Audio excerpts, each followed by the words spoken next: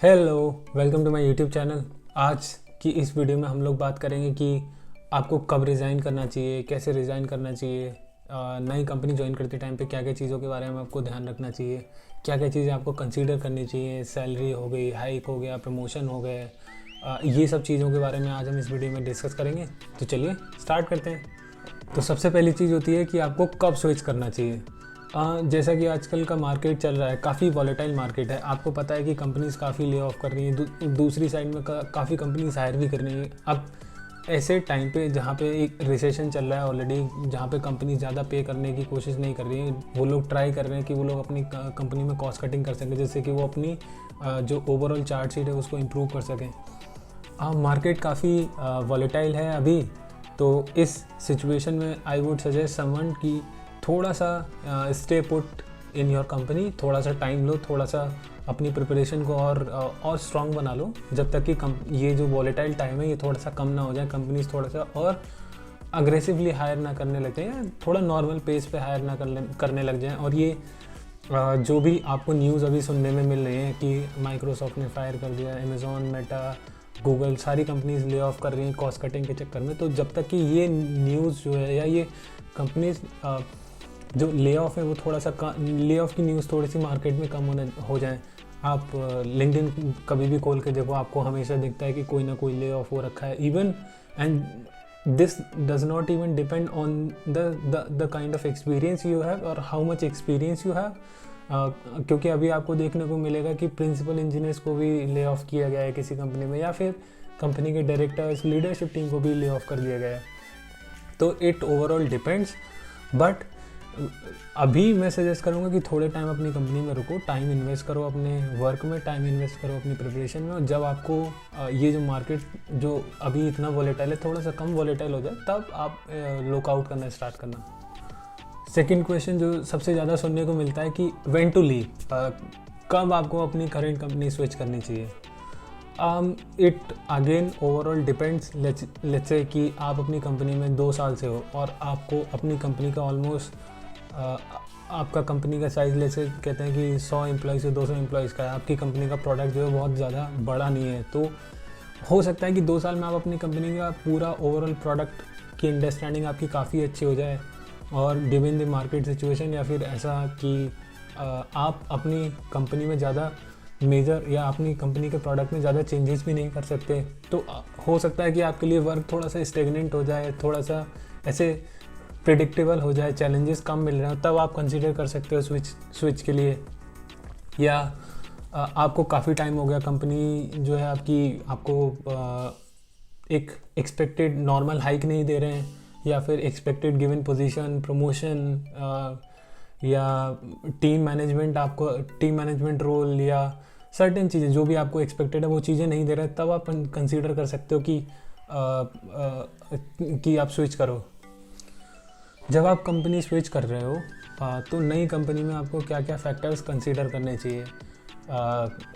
I think जो सबसे पहली चीज़ होती है जो हर किसी के मन में आती है कि कितना सैलरी आप एक्सपेक्ट कर रहे हो, और कितना सैलरी सामने वाली कंपनी जब आपको ऑफ़र रोल आउट कर रही है कितना एक्सपेक्ट आपको दे सकती है, कितना परसेंटेज हाइक आप एक्सपेक्ट कर रहे हो।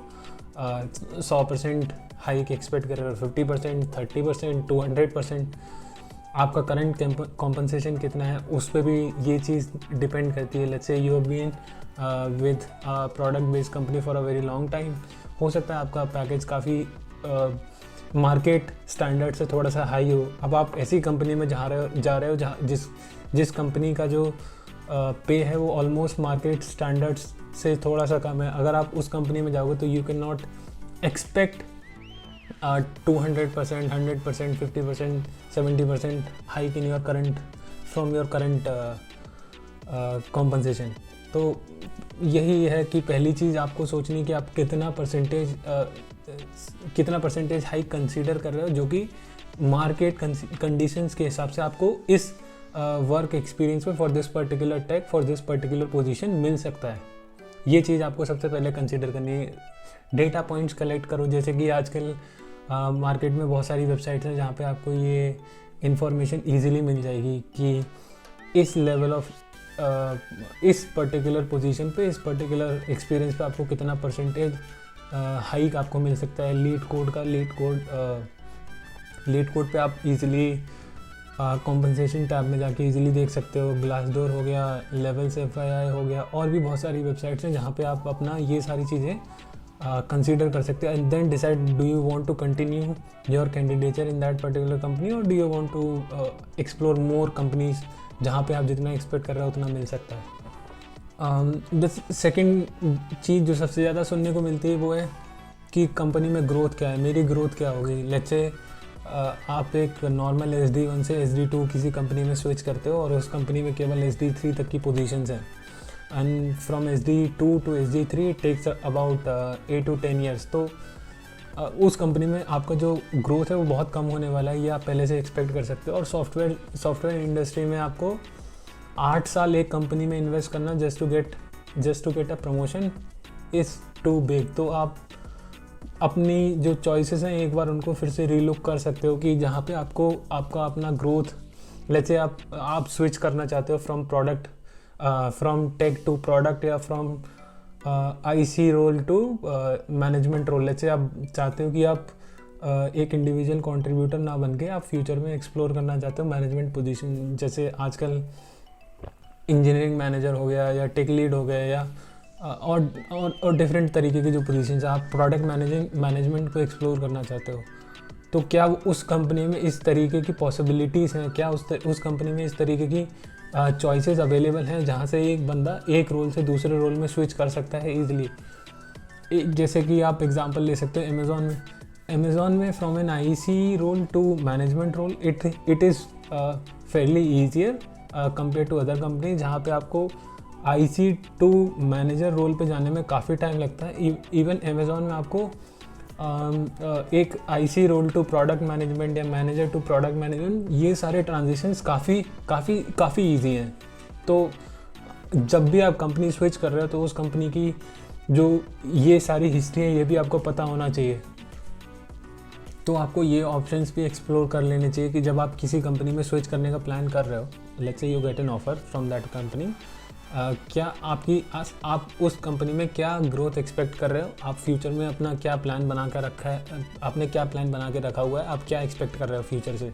Let's say for me I want to consider myself, I want to grow as an individual contributor within the company. तो I would want a company जहाँ पे मैं इंडिविजुअल कंट्रीब्यूटर के role में grow कर सकता हूँ। जैसे I start from senior engineer to maybe lead, from tech lead to principal engineer. हो सकता है आपका ये पाथ डिफरेंट हो, आप चाहते हो कि आप individual contributor SD1, SD2, SD3 से आप चाहते हैं कि आप लेट्स से मैनेजमेंट रोल में इंजीनियरिंग मैनेजर या डायरेक्टर इस पाथ को आप फॉलो करना चाहते हो। तो जब भी आप कोई कंपनी स्विच कर रहे हैं तो आप लॉन्ग टर्म प्लान करके चलो कि 2 साल 3 साल में आप अपनी क्या पोजीशन एक्सपेक्ट करते हो उस कंपनी में, क्या आप ग्रोथ एक्सपेक्ट करते हो उस कंपनी में, क्या वो ग्रोथ उस कंपनी में पॉसिबल भी है या क्या आप कंपनी स्विच ईजिली कर पाओगे। जैसे गूगल का अगर आप एग्जांपल लो तो गूगल में लैडर क्रॉस करना is fairly difficult compare to the market standard. जैसे SD1 to SD2 is fairly easy, it takes about 2 to 3 years, but SD2 to SD3 takes a lot of time and आपको उस time पे ये consider करना पड़ता है choices कि आप उस कंपनी में जा रहे हो जहाँ पे प्रमोशंस बहुत डिफ़िकल्ट हैं। तो one of the factors of growth is considered the promotion. अगर आपको उस कंपनी में प्रमोशन ही नहीं मिल रहा है या बहुत ज़्यादा टाइम में मिल रहा है तो आई वुड कंसिडर कि उस कंपनी को आप इधर जिस पोजीशन पे आप चाह रहे हो उसी पोजीशन पे आप जाके ज्वाइन करो, ना कि आप उस कंपनी में जाके फिर प्रमोट हो।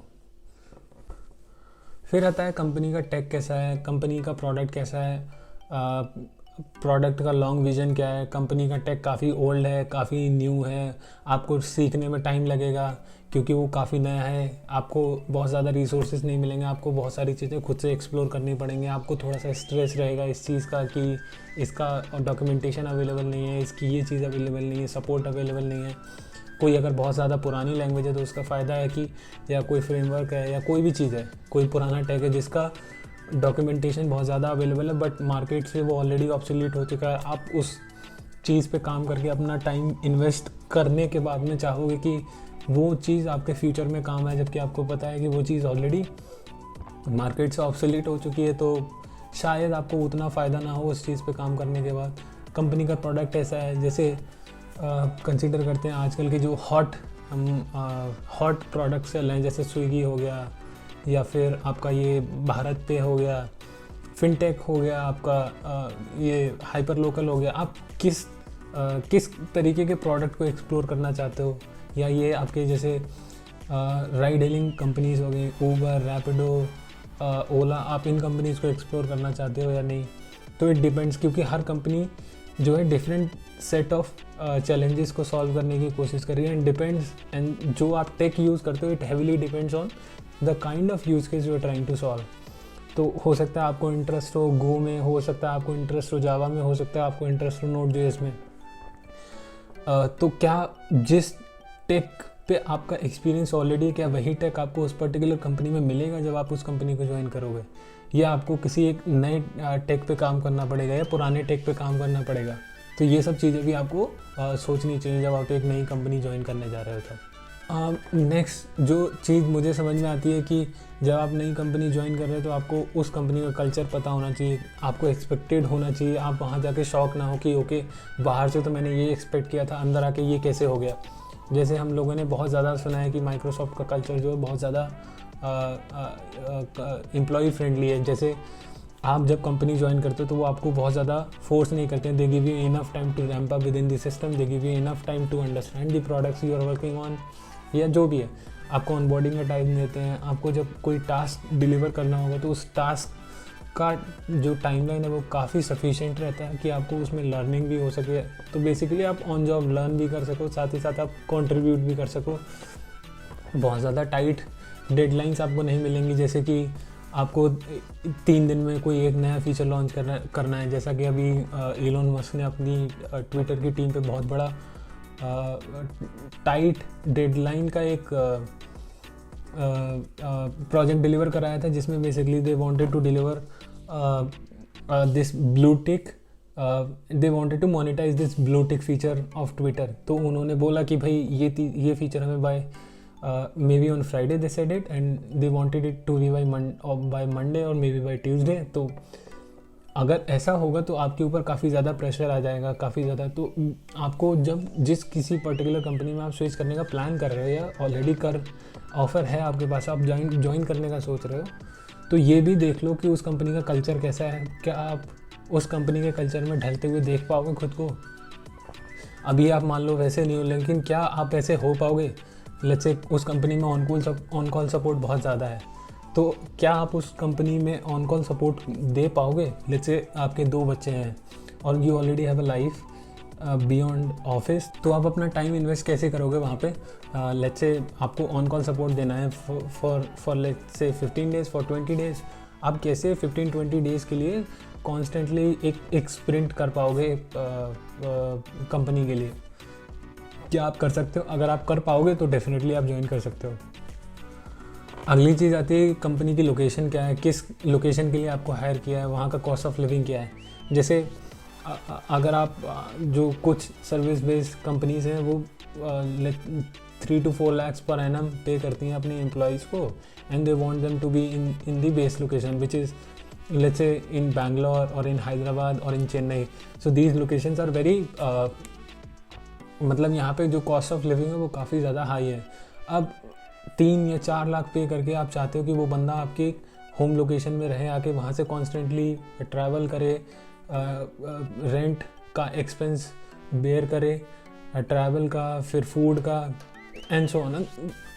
क्या आपको वहाँ की फूड चॉइसेस जो है वो काफ़ी कंफर्टेबल हैं या नहीं, डिपेंड करता है। लेट्स से आप वेजिटेरियन हो और जिस लोकेलिटी में आप रह रहे हो या लेट्स से जिस सिटी में रह रहे हो वहाँ पे वेजिटेरियन फूड मिलता ही नहीं है, तो कॉस्ट ऑफ लिविंग और कंपनी का लोकेशन भी बहुत इंपॉर्टेंट है। क्योंकि let's say you are a family guy, क्या तुम वहाँ पे सब कुछ एक जगह से दूसरी जगह मूव करना अफोर्ड कर पाओगे? क्या आप अपनी फैमिली को रिलोकेट कर पाओगे पूरा?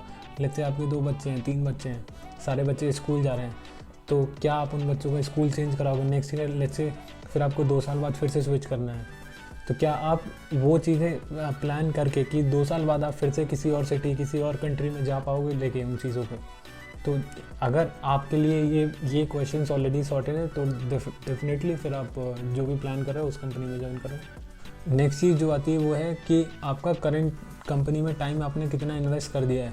लेट्स से आप 2 साल से ऑलरेडी कंपनी में हो and after certain years the company provides you with ESOPs options, या फिर आपको इक्विटी देती है, या फिर बोनसेस मिलते हैं। तो जब आप रिज़ाइन करने वाले हो या दूसरी कंपनी ज्वाइन कर रहे हो तो ये चीज़ें भी प्लान करके चलो कि क्या आप अपना जो रेजिग्नेशन है या उसको कितना डिले कर सकते हो, जिससे कि आपको इस तरीके के जो बेनिफिट्स हैं वो ऑलरेडी मिल जाए, उसके बाद आप रिज़ाइन कर पाओ। और अगर आपको पता है कि जिस कंपनी में आप ज्वाइन करने वाले हो उसमें उस कंपनी में इससे ज़्यादा बेनिफिट आपको ऑलरेडी मिल रहे हैं, तो डेफिनेटली गो अहेड और आप जाके उस कंपनी को ज्वाइन कर लो और रिज़ाइन कर दो।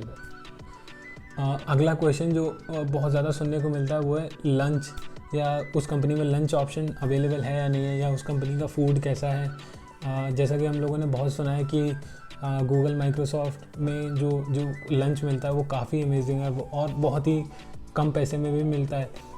तो कपल्स हैं उनके लिए तो इतना प्रॉब्लम नहीं होता, लेकिन जो एक सिंगल बंदा रहता है उसके लिए ये ऑप्शन एक बहुत बढ़िया ऑप्शन होता है कि ऑफिस टाइम में उसको घर जाके खाना बनाना नहीं पड़ेगा, या फिर उसको बाहर जाके कहीं नहीं खाना पड़ेगा। ये ऑफिस में भी फैसिलिटी अवेलेबल है, तो ही और she can invest their time in concentrating on the job. तो इस तरीके की फैसिलिटी जो है वो भी एक प्लस पॉइंट हो सकती है, but not the deciding factor.